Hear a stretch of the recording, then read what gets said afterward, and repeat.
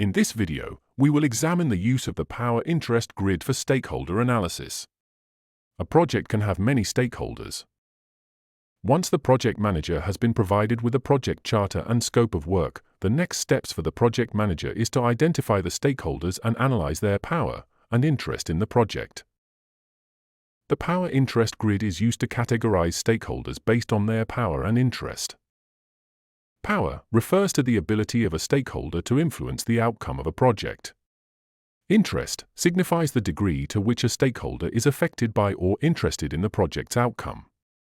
The power axis can be divided into two segments, the lower segment representing low power and the higher segment representing high power.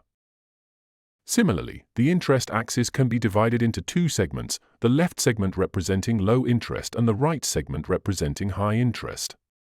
Let's start working with the power interest grid and the appropriate engagement approach for the different categories of stakeholders. For a stakeholder with low power and low interest in the project, the engagement approach would be to monitor them and not to bore them with excessive communication. Also, another reason to monitor them would be their power and interest may change over the lifetime of a project. This can come about from a seemingly minor change in the project scope or a change in the project environment. For a stakeholder with high power and low interest in the project, the engagement approach would be to keep them satisfied, even though they aren't interested, because they yield power. These type of stakeholders should be dealt with cautiously as well, since they may use their power in a not desired way in the project if they become unsatisfied. Stakeholders with high power and high interest in the project have the greatest impact on a project. Closely managing them, by actively engaging with them and managing their expectations, are crucial for ensuring project success.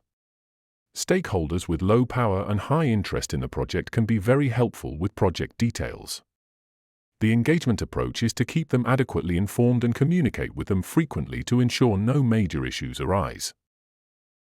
This is the end of this video on the use of the power interest grid for stakeholder analysis. If you have found this video useful and would like more videos like this, please visit pmstudies.com. We also provide one-on-one and online class training for PMP, CAPM and ACP exams.